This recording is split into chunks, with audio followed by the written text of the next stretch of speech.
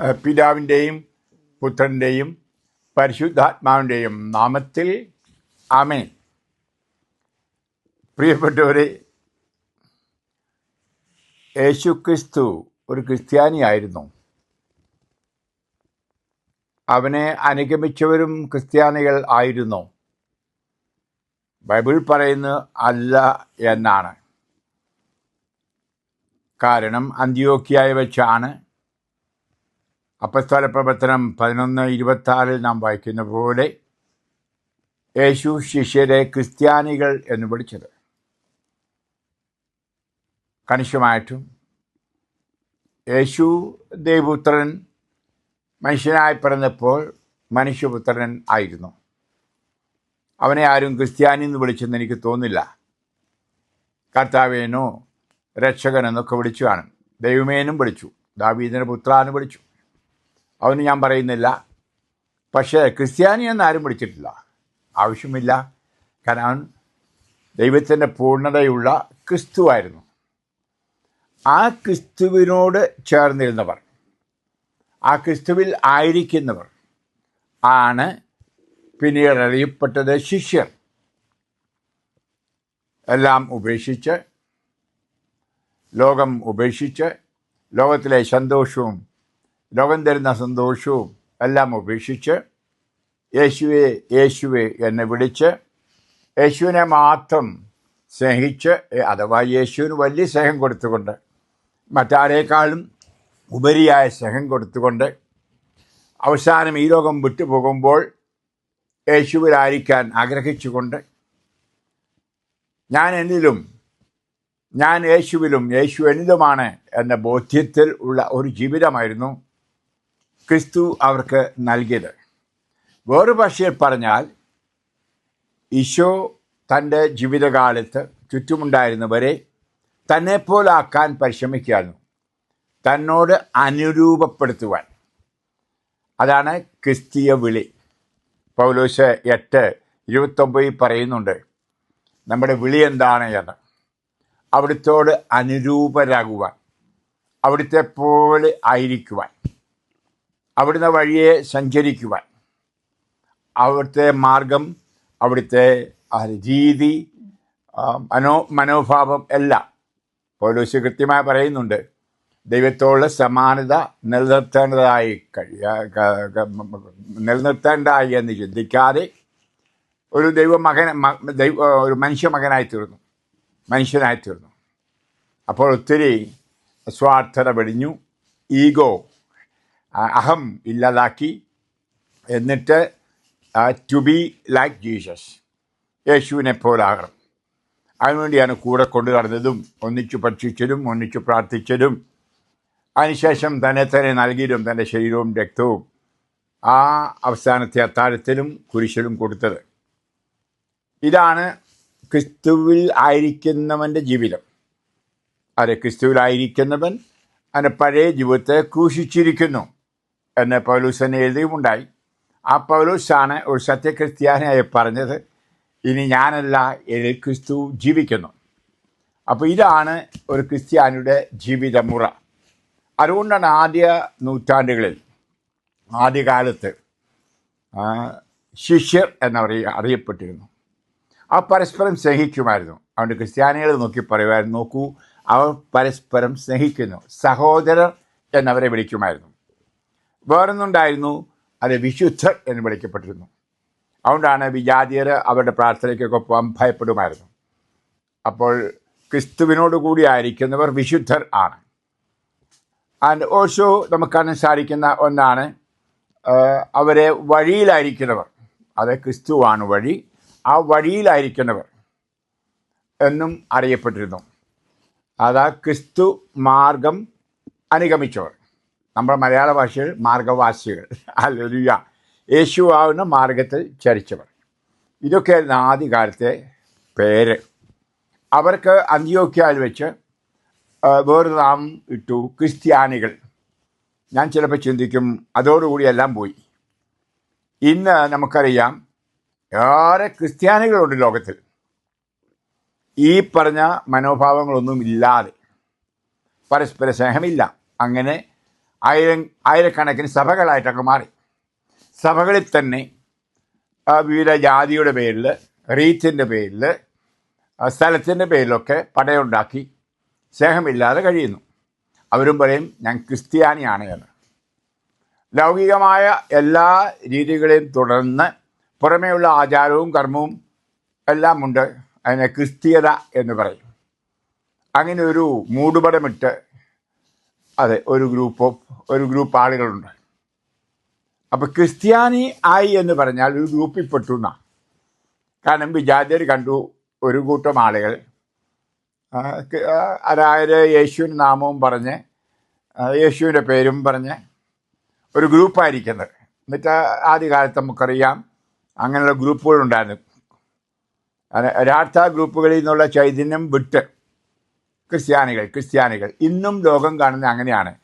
ഒത്തിരി ക്രിസ്ത്യാനികളുണ്ട്, എന്നാൽ എത്ര ശിഷ്യർ ഉണ്ട്, എത്ര വിശുദ്ധർ ഉണ്ട്, എത്ര മാർഗവാസികൾ ഉണ്ട്, എത്ര പേർ യേശുവിനെ പോലാകാൻ തീവ്രമായി പരിശ്രമിച്ച് ജീവിക്കുന്നുണ്ട്. ഇത് നമ്മൾ ചോദിക്കേണ്ട ഒരു ചോദ്യമാണ്. ക്രിസ്ത്യാനി എന്ന് പറഞ്ഞാൽ, ക്രിസ്ത്യൻ എന്ന് പറഞ്ഞാൽ രണ്ട് ഭാഷയിലെ വാക്കുകൾ യോജിച്ചുണ്ടായതാണ്. ഗ്രീക്ക് ഭാഷയിൽ ക്രിസ്ത്യാനോസ് എന്ന് പറയും, അതുപോലെ ലത്തീനിൽ പറയും ക്രിസ്ത്യാനൂസ്.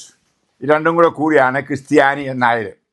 എന്ന് പറയുന്ന ഒരു ലൗകികമായ ഒരു പടച്ചട്ട. യഥാർത്ഥത്തിൽ എന്താണ് ആയിരിക്കേണ്ടത്? അതാണ് നാം യേശുവിനെ പോലെ ആവണം. യേശുവിൻ്റെ വഴിയെ നടക്കുന്ന വേറെ ക്രിസ്തുവായി മാറണം. അതാണ് പരിശുദ്ധാത്മാവിൽ നമ്മൾ പ്രവർത്തിച്ചുകൊണ്ടിരിക്കുന്നത്. ഇതാണ് വചനപ്രഘോഷങ്ങളിലൊക്കെ കർത്താവ് പ്രവർത്തിക്കുന്നത്.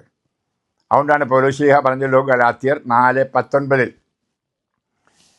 യേശുക്രിസ്തു നിങ്ങൾ രൂപപ്പെടുന്നതിന് വേണ്ടി ഞാൻ ഈറ്റുനോവ് അനുഭവിക്കണം.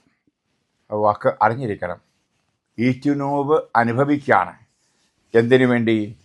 താൻ ആർക്ക് വേണ്ടി അധ്വാനം ചെയ്യുന്നുവോ, സുവിശേഷം പ്രഘോഷിക്കുന്നുവോ, ധ്യാനം കൊടുക്കുന്നുവോ, പ്രാർത്ഥിക്കുന്നുവോ, അവരൊക്കെ അതായത് യേശുവിൽ രൂപപ്പെട്ടവർ എന്ന് പറഞ്ഞാൽ നമുക്കറിയാം. രൂപം ഉണ്ടാക്കുക എന്ന് പറഞ്ഞാൽ അതിൻ്റെ അർത്ഥം ഒരു തടി കഷ്ണം, ഒരു കല്ല് കഷ്ണം എടുത്ത് കൊത്തി കൊത്തി കൊത്തി കൊത്തി ഒരു മനുഷ്യൻ്റെ രൂപം ഉണ്ടാക്കുക, അല്ലെങ്കിൽ ജന്തു, അല്ലെങ്കിൽ ഏതെങ്കിലും മരം, എന്തുവാട്ടെ എന്ന് പറഞ്ഞ പോലെ ഈ ലോകത്തിലെ പല ലൗകികതയും ആശാപാശങ്ങളും ബന്ധനങ്ങളും എല്ലാം ഉള്ളത് ചെത്തിക്കളഞ്ഞ്.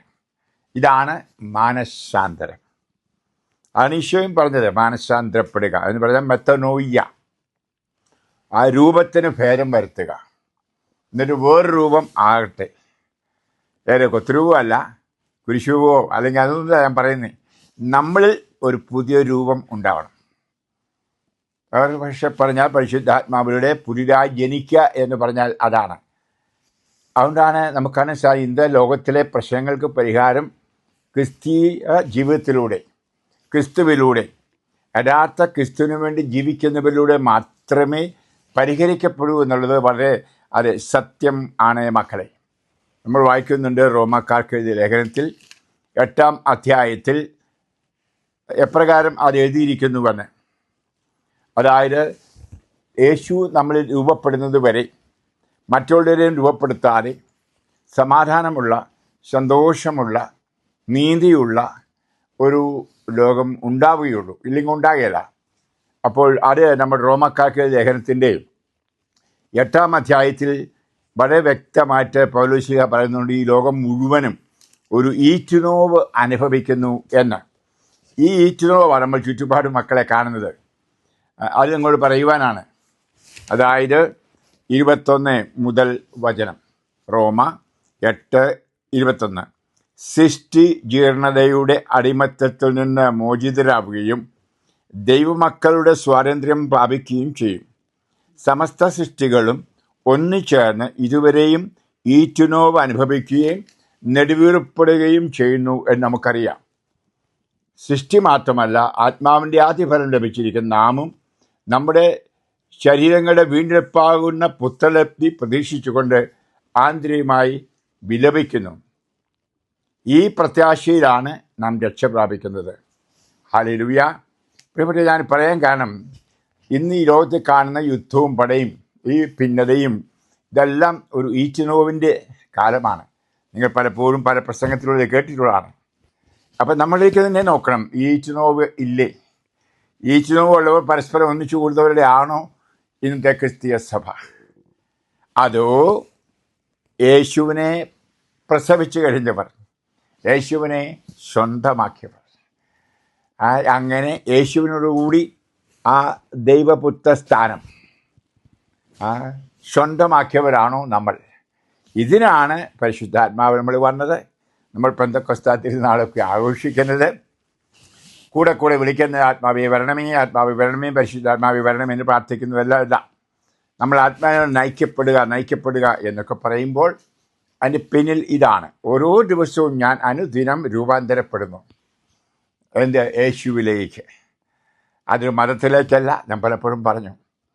അതൊരു ജീവിത രീതിയിലേക്കല്ല, അതെ, കണിശമായിട്ടും ജീവിത രീതിയിലേക്കാണ്. അതായത് യേശുവിൻ്റെ ജീവിത രീതിയിലേക്ക്, മറ്റൊന്നിലേക്കുമല്ല. ക്രിസ്ത്യാനി എന്ന് പറയുന്നവൻ്റെ ജീവിത രീതിയിലേക്കല്ല. ക്രിസ്ത്യാനി എന്ന് പറയുന്നത് മദ്യപിച്ചെന്ന് വരാം, അതുപോലെ എല്ലാവിധ അധാർമികതയിലും ആയിരിക്കാം. അവൻ ക്രിസ്ത്യാനി അല്ല, എന്നാലും ലോകം ഓർക്കും അവൻ ആ ക്രിസ്ത്യാനി അല്ല. അപ്പോൾ ദൈവത്തിന് മുമ്പിലെ ക്രിസ്ത്യാനികളാണോ നാം എന്ന് ആത്മശോധന ഓരോ ദിവസവും ചെയ്യണം. ഇതിൻ്റെ ഒരു ഈറ്റുനോവ് നമുക്കുണ്ടാവും.